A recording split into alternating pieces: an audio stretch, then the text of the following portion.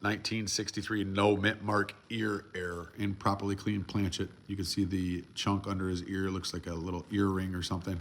And then the improperly cleaned planchet with the mispunch, the rounded edges.